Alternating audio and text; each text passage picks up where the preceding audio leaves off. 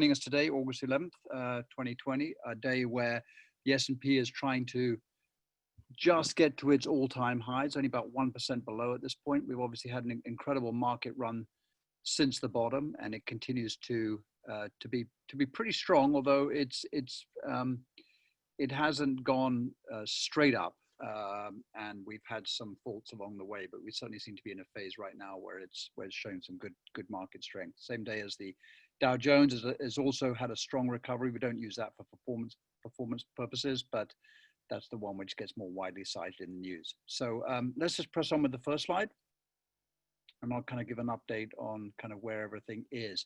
So this is where we are as of August. The labor market will be very, very slow to recover. What we've seen is obviously 52 million people sign on for claims over the last 12 weeks. We obviously had a set of appalling non-farm payroll numbers, the biggest of which was over 20 million. And nothing really suggests big improvement. There's certainly improvement from the lows. We had a non-farm payroll number last week of about 1.5 million. I don't think it's nearly as strong as some people claimed it was. But basically, we're going to see a very, very long time before we get the labor market back up to where it was in February. And it might even do lasting damage to the labor market, given that people might voluntarily exit the labor market or just feel that their time spent looking for a job is no longer likely to pay off. So it's going to be a very, very long recovery. What I mean by long, at least a year and a half, 2 years, where we're going to be seeing unemployment at least over 5%. Remember that the Fed thought that full employment was more or less down at 3.5, 4. So everything really depends on the virus, and we're kind of managing for now. It's remarkable that there's an incredible number of talk about vaccines on the table. I just looked up the numbers. There's 139 vaccines in preclinical trials, and another 17, 13, and 6. So that's 26 or something, 36 in phase 1, 2, or 3, where the scale of the trials goes up from small to expanded to large scale. There's actually 6 in large scale clinical trials right now. As many of you know, that's we just don't know how they're going to work out. There's some story today about a Russian vaccine that looks promising. Difficult to put a lot of credence on that, but that's the kind of thing that the market likes to hear.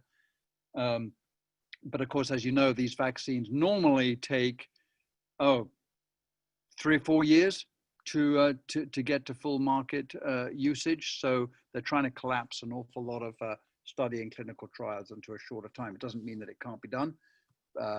But I think, even best case, the vaccine is probably, I wouldn't want to put a number on it, but a date on it, but I think 6 months to 9 months would be the shortest that we get there.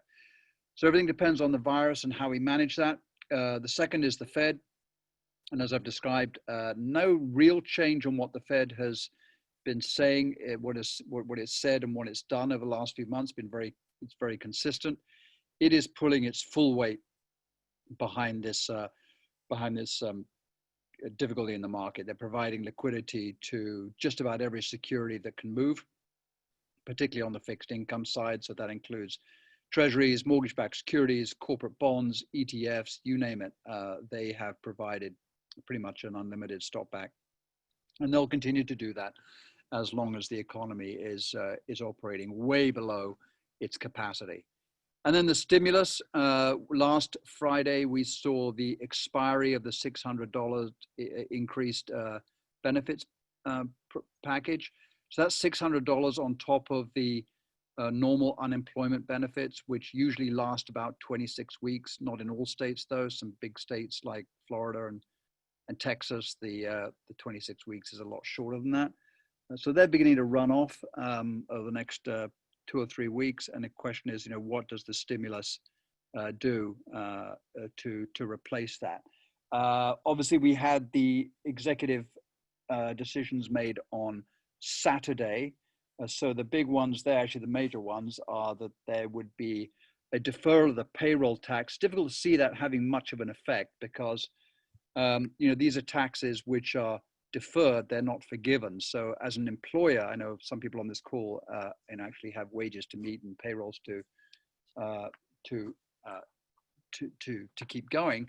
Do you pass that saving on to the employee, or do you kind of essentially bank it because you know you've got to pay it back in January? So that one doesn't seem to me to have much legs to it. And of course, it only works if you're employed. So there's nothing for the 30 million who are unemployment benefits.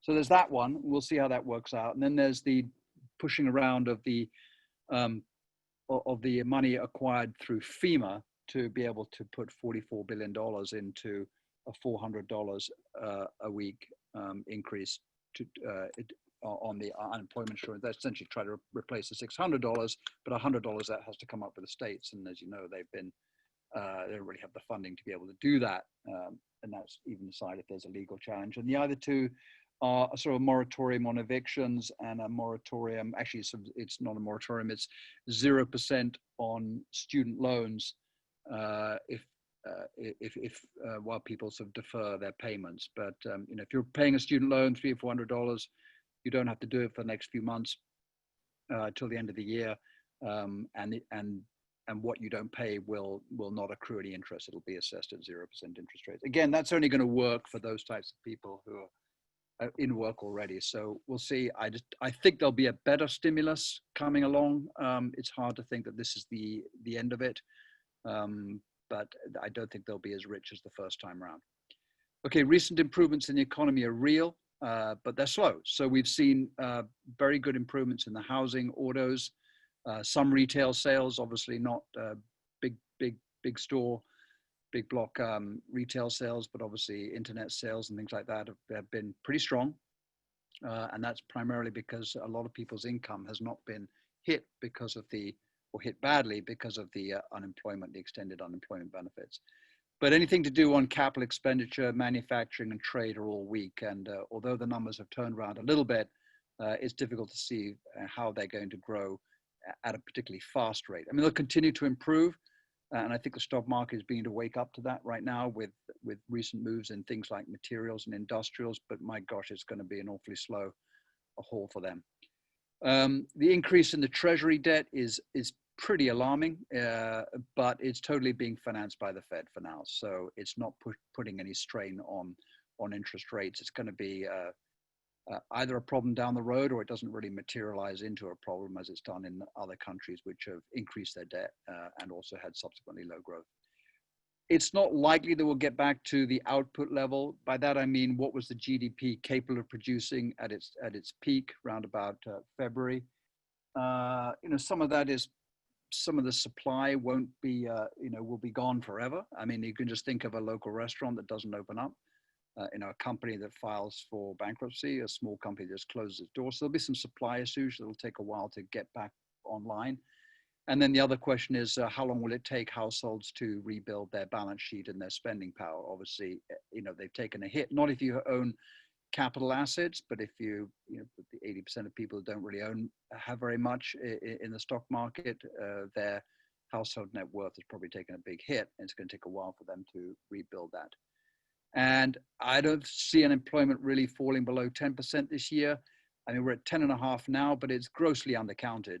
The unemployment number, if the answers are responded to correctly, and the Bureau of Labor Services specifically said this, they think that about 1% of people are responding to the questions, to the survey results incorrectly, then unemployment would be at 11%. I mean, it could go lower, but it'd be more of a fluke.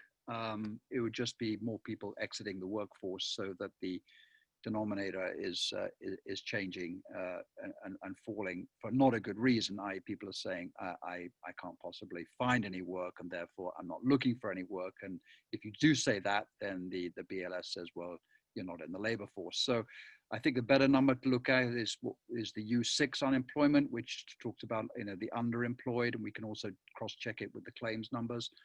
And there you're getting up to about 14% unemployment, which sounds to me much more in line with the number of people on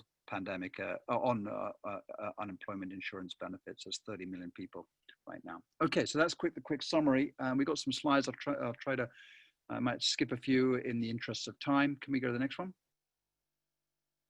So this is really just a quick review of the phases we've been in this is the global daily new infections, 7-day moving average. Obviously the Europe was driving the first phase.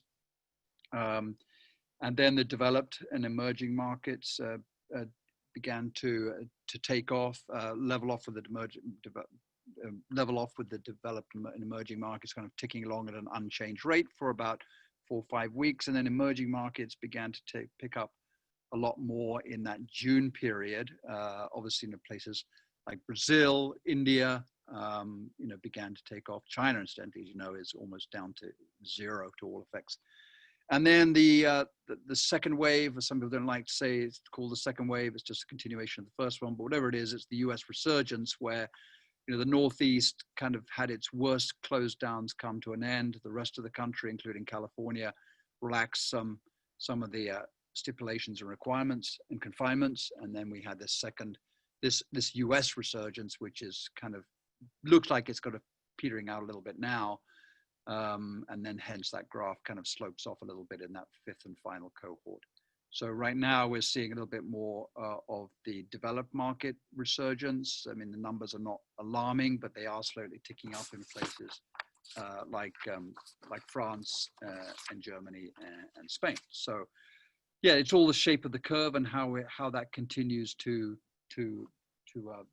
shape going forward. Obviously, the next slide shows what happens when you really do control the curve. And this is a log chart. So Italy were going through this terrible time in March and April where it was thousands of cases a day and the mortality rate was very high. And now it's below, we're recording like 7 or 8 a day. And then the next slide shows unfortunately, the new cases in the US. I know I've mixed here up cases and deaths. It's not, the deaths are obviously real. They're not misrecorded or anything. The new cases, you can just see that beginning to slope up.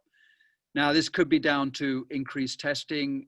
It doesn't really matter from an economic or stock market point of view. The fact is that if people, whether the close downs continue, people are going to self-isolate. They're not going to want to be in crowds. They're not going to want to go on vacations or be in sporting events or be in crowded shopping areas. And you can just name all the things which people would stay away from if they feel that there's a chance that they might get infected. So, this new case is ticked up a little bit. It seems to be leveling off over the last 3 or 4 weeks. But until this begins to, go down, then you're just going to see large parts of the economy which are going to be, very, very, very slow to recover.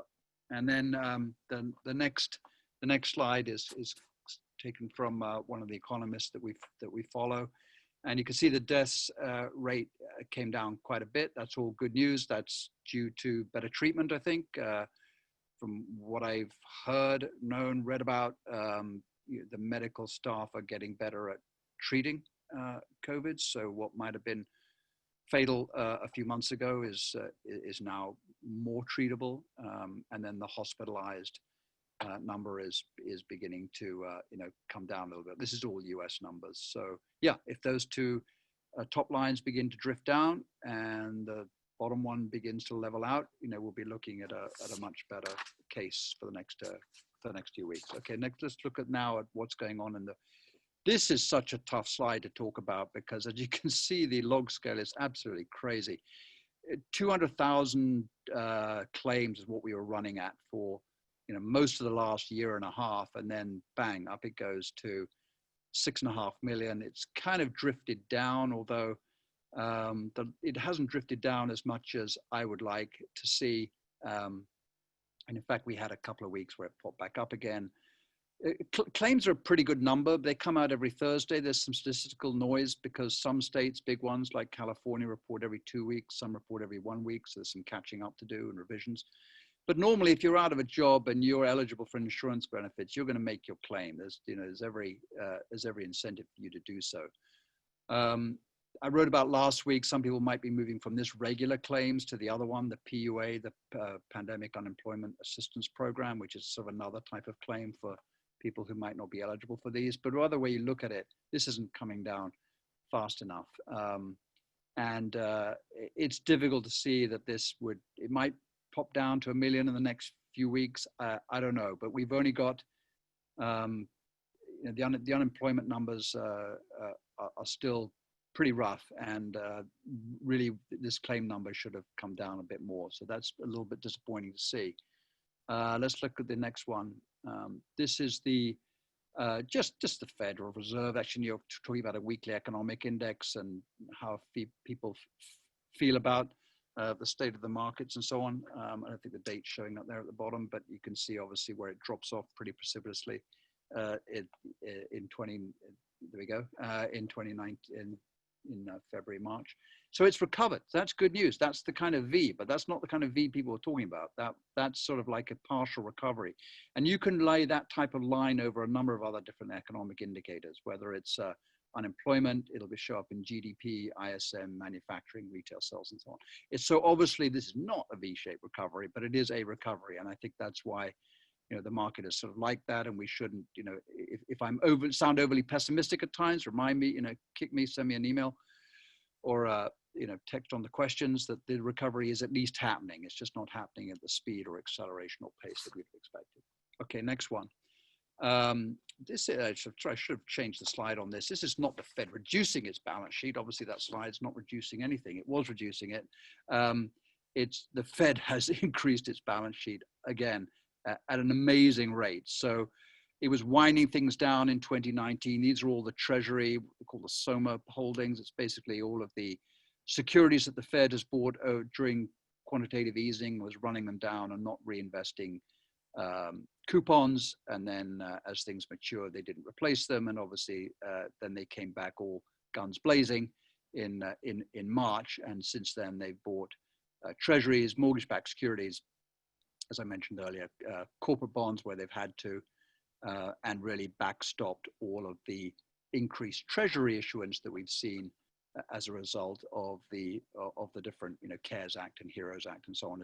As the Treasury borrows more, a lot of it's just finding it straight over to the Fed, and hence their increase in the balance sheet. It has leveled out a little bit, which is good news, but they're going to be buying about $80 billion a month in treasuries for a while yet. The good news is that they haven't had to come in and do emergency buying to where holders of these securities want to offload them at any cost. So, but anyway, the Fed is clearly supporting a lot of this and doing a really good job. And next slide shows the decrease in rates.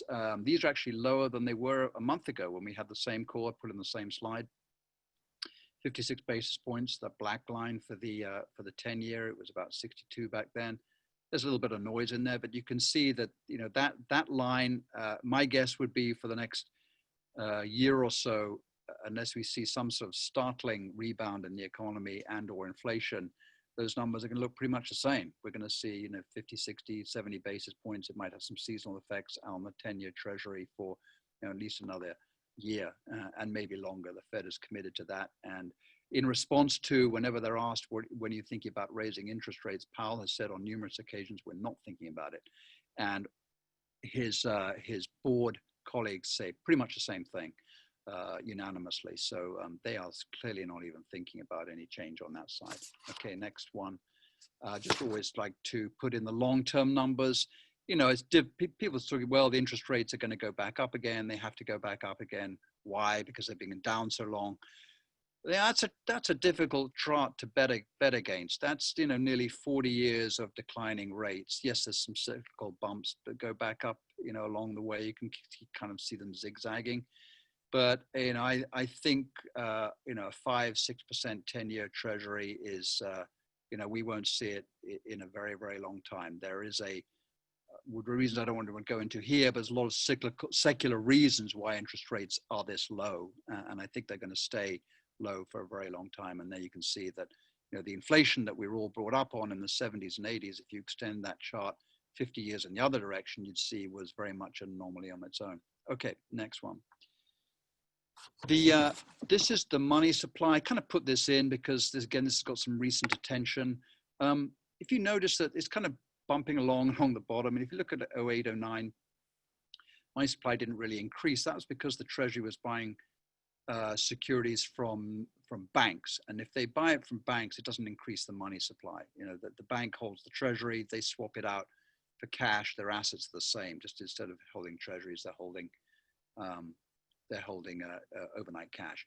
But if they buy it from non-financial companies like ETFs, which they've done, mutual funds, which they've done, companies who with cash holdings, which they've done directly from pension plans, then those are non-banks, and that does increase the money supply. And so there you've got this extraordinary increase in the M2 money supply.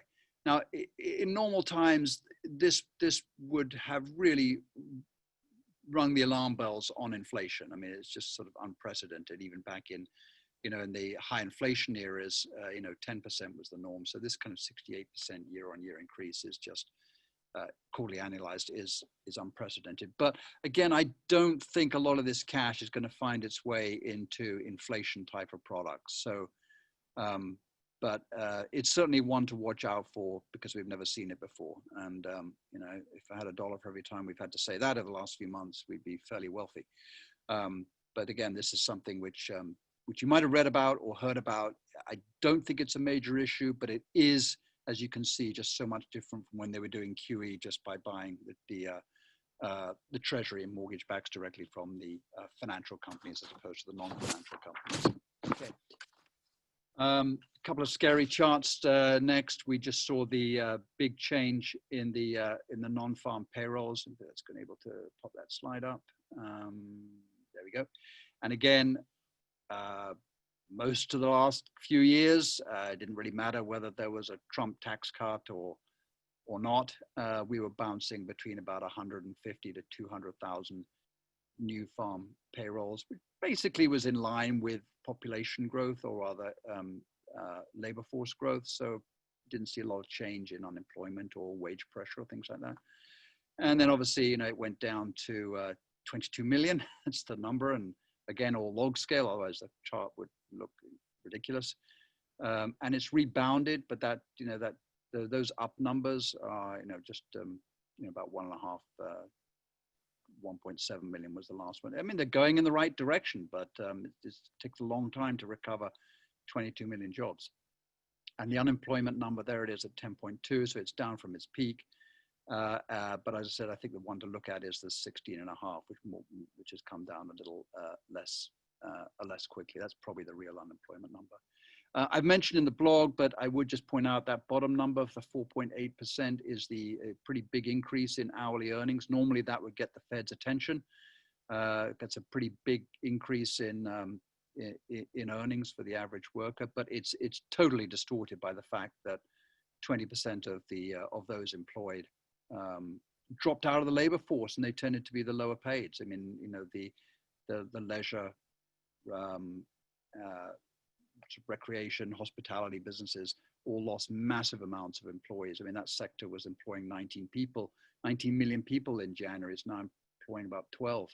And they tended to be much lower paid. In fact, their average weekly work wage was about $320 compared to the average of $925. So you drop those guys out, and everybody else looks like they've got a big pay increase, but they haven't. And I think we have to be again careful as we look at these statistics because of the noise through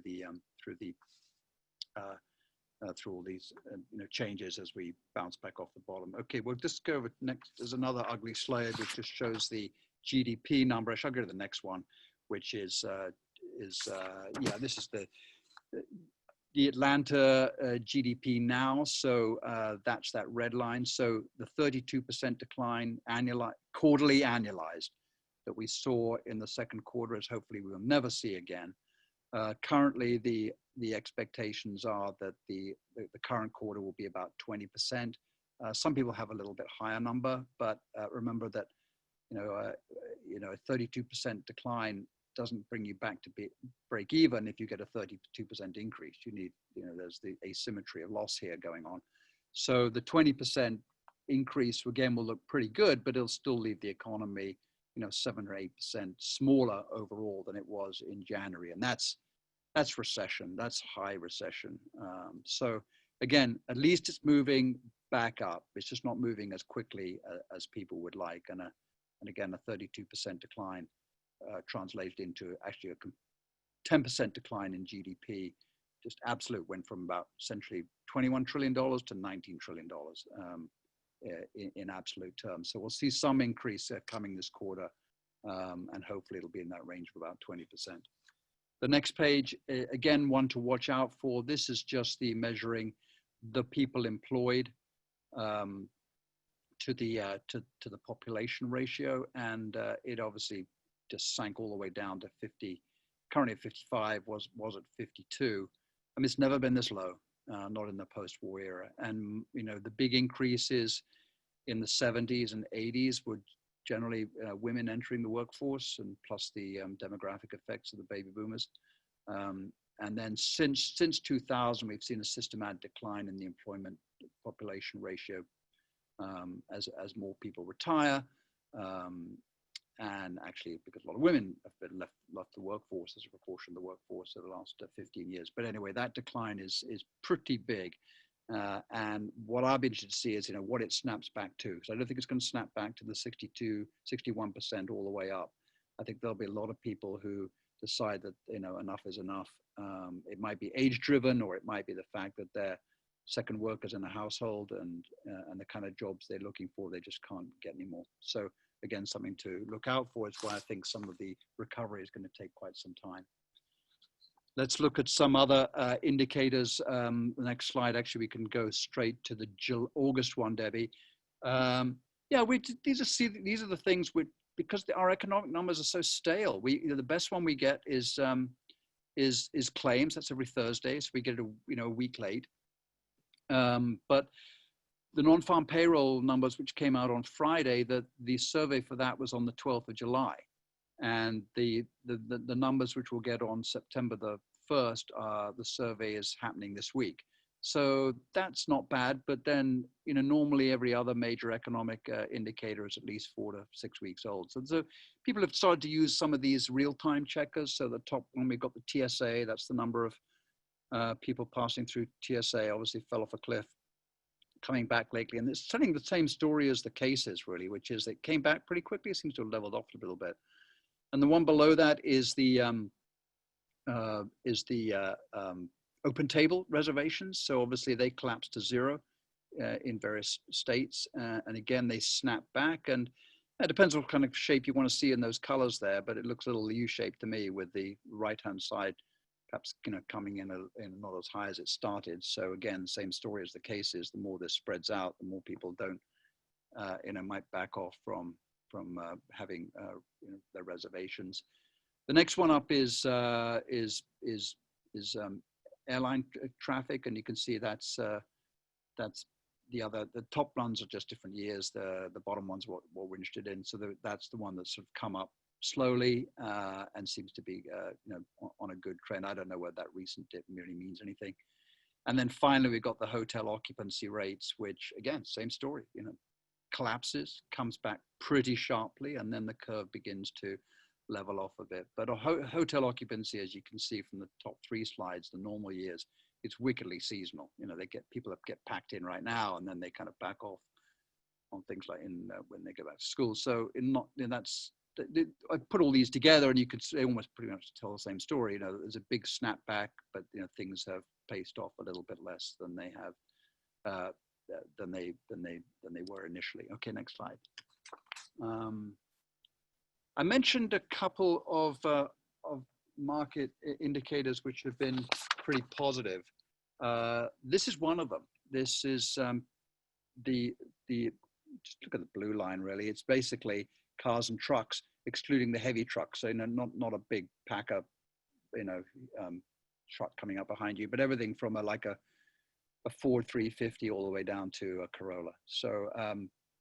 So you put those two together, you're at 14.5 million, got as low as 9. Obviously, no one had any interest in buying a car in March, April, but that's come back quite strongly. And again, I think that's partly because consumers have been spending. You know, a lot of the incomes have been hit, but you know, with people who still have a job, they've been felt confident to go out and buy autos. The other thing that's probably happening is that people feel safer in a car than they do on public transport. So there might be some people who've decided that that's what they need going forward, as opposed to being relying on mass transit. So anyway, that's a good sign. That's in the right direction. And the next one, the other area I mentioned, is the home sales. You can track. This is probably the best one to do. There's existing home sales, which have been pretty robust as well. They're about 4.5 million, but this is people buying brand new homes. So that's recovered pretty nicely. It went down quite a bit. Forget about 2005. That'll never happen again.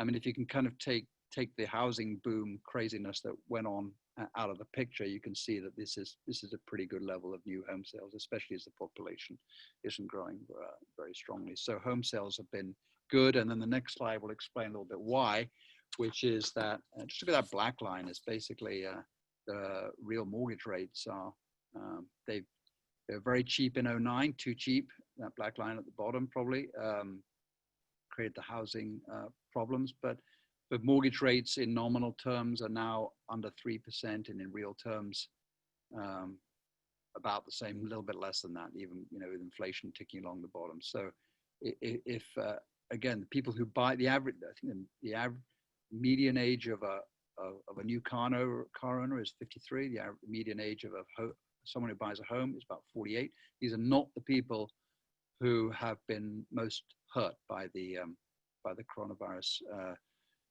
recession and job losses, certainly up till now. So it probably wasn't enough to push off people's desire to own new property if they were in a place to do so, and banks are quite willing to extend mortgage credit right now. So that's been a good market. The other two indicators just show that that V is very, very close together. You can see that it's snapped back quite nicely on people's expectations for single family homes. So that's definitely a good news story. The next one is the S&P. I wish to remind myself, if nothing else, that the S&P can be horribly volatile. Again, that's the black line where we've seen some big corrections along the way, especially the last few years. But look at those earnings. Those are just earnings for the S&P. They've tried to factor in what we'll get for the second and third quarter. Yeah, they're down, but they're not down nearly as much as the market was. And then the dividends have been quite sustained. I think they topped out at about $62 a share, at about 58 now. So so generally those haven't collapsed, not nearly as much as they did in 2008, where the banks were told under no uncertain terms not to pay dividends. That hasn't happened this time. They've been told to kind of curb their enthusiasm on share buybacks, but on the dividend side, they've usually been given a green light. And so the dividends have held up, remarkably well, and I think the market has said, okay, this is, it's bad, but we've kind of, factored this in, and we're able to anticipate the decline in earnings per share from a peak of 150 for about 138 for the year. So this all kind of makes sense with the S&P. Couple of points about the S&P that I really would stress that, I hear a lot from clients, and I totally agree with them. Say the market looks rich, it feels rich, it's gone way too much ahead of itself. But we really have to think of it as not one market, but several markets. So the top 5 is the Apple, Microsoft, Google, Facebook, who am I missing? Amazon. These have really been in their own league, really. They're up 43% since January, and they're 23% of the S&P now. I don't think there's ever been a time where the top 5 companies have been more than 15%. So they are a huge weighting in the S&P. And just to give an idea, if you take the market cap of the top 5, they're bigger than all of the S&P 500 companies from 150 to number 500.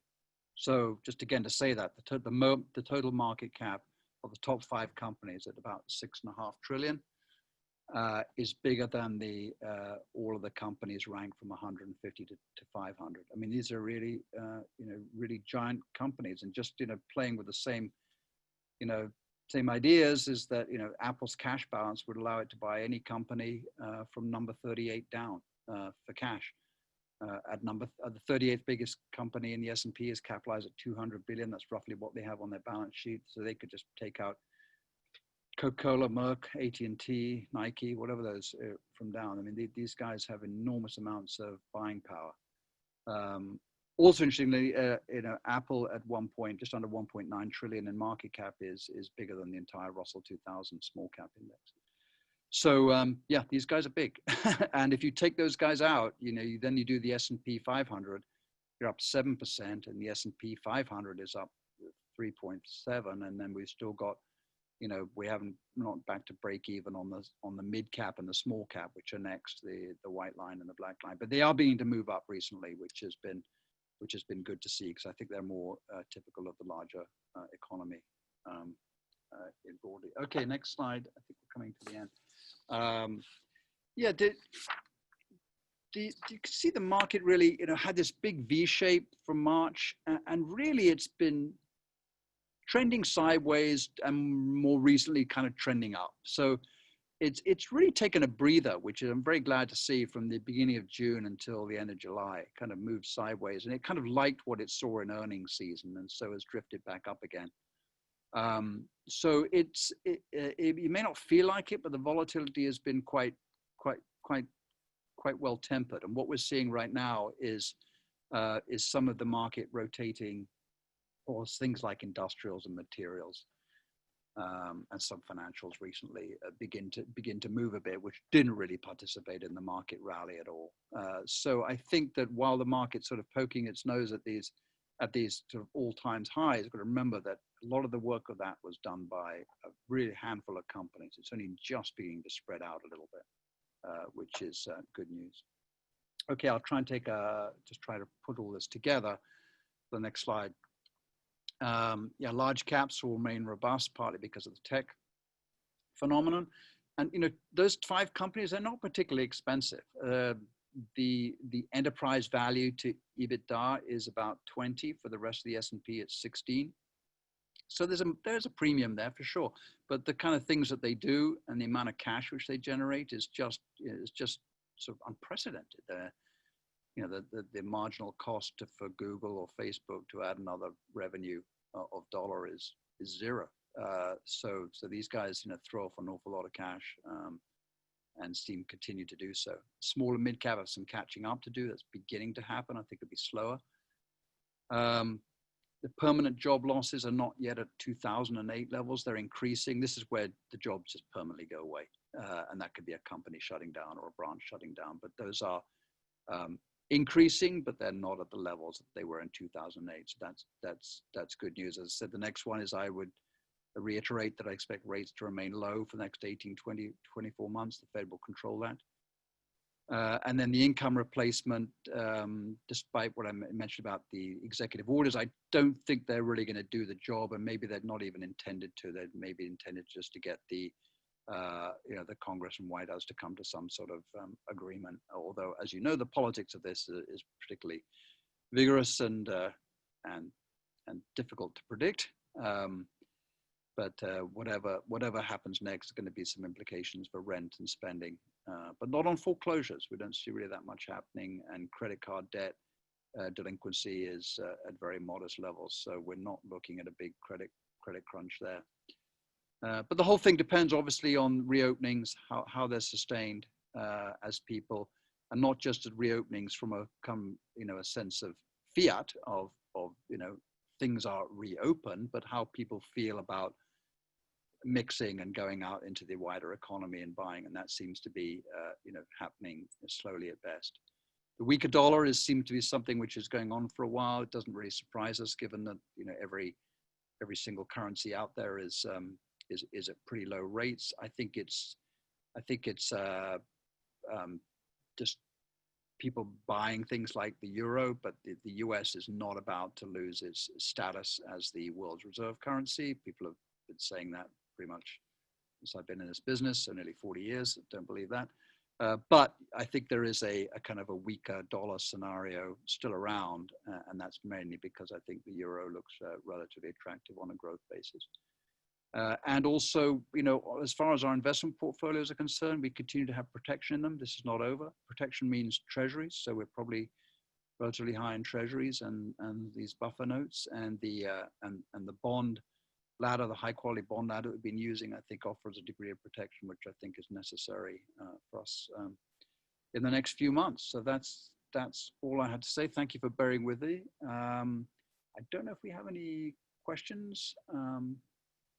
So let me see. Okay. Yeah, here's a couple. Can you briefly talk about how B&J uses economic info? It'd be interesting to put this in content with regards to managing our portfolios. Yeah, I tend to sort of, I mean, the economic side it sort of goes into the discussions and model about what parts of the market we should be in. Obviously, with low inflation, we think interest rates are going to stay low, so we'd stay with treasuries. But with the curves not coming back as quickly as we'd like, so we covered those in a number of cases. We covered those in the economic surprise index, labor, and so on. We'd say that that still requires us to have some protection and some whether in the form of things like buffer notes or things like our investment in Noble, which is the dividend aristocrats, which tend to be kind of slower growth parts of the economy, like consumer staples and some pretty solid industrials, but they're going to be pretty robust stocks. They won't take off in a really strong up market, but they tend to do better in a weaker market. So we kind of put all this into the mix. Some investment managers are toying with the idea that a vaccine will actually be bad for tech stocks that are currently benefiting from COVID, as people rotate out into cyclicals. I think people will, I don't know if it'd be bad for tech stocks. I think people are still going to buy their stuff online and maybe not at the same volumes or the same increases. Facebook, Google, I'm not sure how they would be affected. Apple, there's a story that, well, they said it last week in their results, that people went out and said, we're going to work from home, I better have a decent machine. So they went out and upgraded their computers and tablets and phones. So I think if there is a vaccine, it will, and I'm sure there will be, it will just mean kind of things come back to normal, and other sectors, maybe some industrials and so on, come back into vogue more than they are currently now. But I don't think it'll be the death of tech stocks. Elections, oh yes. As we try to avoid writing about elections to the last possible minute because they're so difficult to tell. Look, I think the only thing we can say at this point is that if Biden gets in, there'll probably be some tax increases. Nothing virulent, but the corporation tax stands out as something where it went from 35 to 21, and if they popped it back up to 28%, I don't think it make any difference at all to earnings or to companies' behavior. And so with that, the companies that didn't benefit from the corporate tax cut, like utilities and communication services, and were the big ones, they'll probably do relatively well. I think on the probably things like climate change and healthcare come more back into vogue, but I certainly don't view most of what Biden's talking about as being alarming for the market. If it had been Bernie Sanders or someone, having a different story, but different discussion. But I just don't think the actual policies are going to make a huge difference. I think the biggest issue, of course, is how long does this election go on? Do we have a repeat of the end of 1999, 2000, and is it particularly contentious, and that therefore make consumers feel like, well, they shouldn't be spending anything, they shouldn't be going out and sort of engaging any kind of major economic activities. How do you explain the strong housing market when so many other indicators are undifferent or unstable? I think that's all to do, I'll say that it's a good question. How do you explain the strong housing market when so many other indicators are indifferent or unstable? I think it's because the demographics of the housing market are different from the more unstable parts of the economy. I think it just comes back simply to the fact that it's the kind of bottom 20% of wage earners who've lost their jobs. I mentioned a number of people who've lost their money, lost their jobs in recreation and leisure and hospitality. The house buyers haven't tended to. And so I think if you still had a job and you were thinking of moving because you got an extra person living in the household, or you're moving for work, or to get away from work, or to have a change, or just to upgrade the house, that cohort and part of the demographic hasn't really been hurt. They still have the earnings and the lower mortgages rates have allowed them to sort of get into affordable parts of the market. Given Sweden's better than expected GDP, do you think their experiment was a success? No, I don't know. It's there's some weird things going on with Sweden. Sweden is a very homogenous society. The other thing is that Sweden, having worked for a Swedish company for many, many years and spent a lot of time in there, June, the whole country just disappears and the country just shuts down. So people, from midsummer days through July, people are not together in any way. So I just don't know whether, there's so many other variables, and I just don't know enough about it. I don't know if it's because they allowed more movement, or they did something with their schools, or the fact that they have better health elder care centers that got in front of this. So it's a difficult one to answer, and I think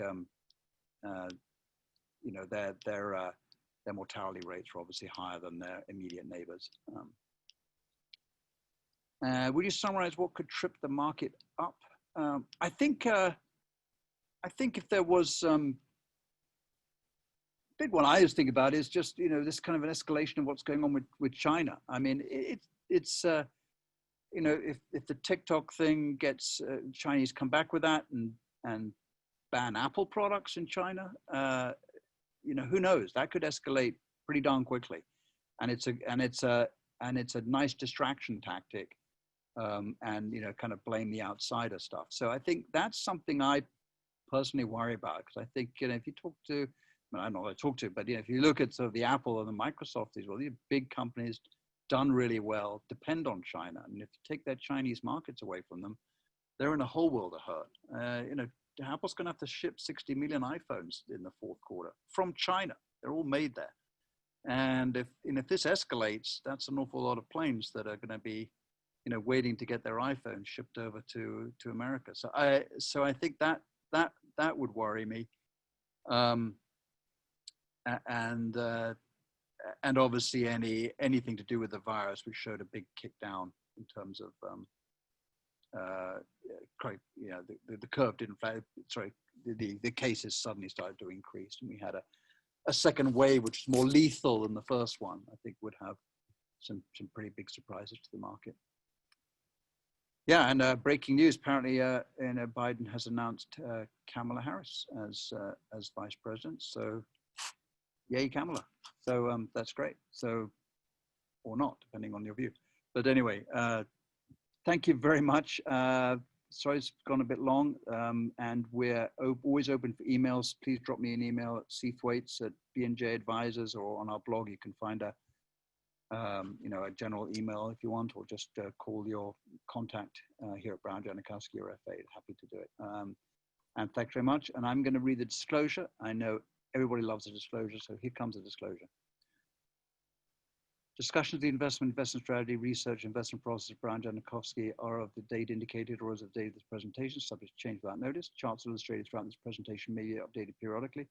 We have no obligation to provide revised assessments in the event of changed circumstances. We cannot assure that type of investments mentioned in this presentation will provide intended results or outperform any other investments in the future. We reserve the right to change our investment perspective and outlook without notice as market conditions dictate and as additional information becomes available. Diversification does not protect an investor from market risk, does not ensure a profit. The information is subject to unintentional errors, omissions and challenges without notice. While we gather this information from sources we believe to be reliable, we cannot guarantee the accuracy or completeness of any standards or numerical data in the presentation. References to an individual security should not be construed as a recommendation to buy or sell that security. The securities noted in this presentation are only several of the successful and unsuccessful investments by Brown Jankowski, do not represent all of the securities we have purchased and sold or recommended.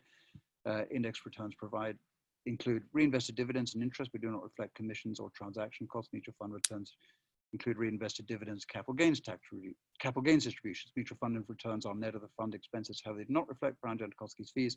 Please read the prospectus carefully before investing or sending money. Past performance, no guarantee of future results. We may reference various hypothetical investment illustrations. These are for illustration purposes solely, not investment recommendations. Do not guarantee any indication of future results. Congratulations to Joe Roberts for being the first American on the MotoGP podium since John Kutinsky in 1992. Thank you.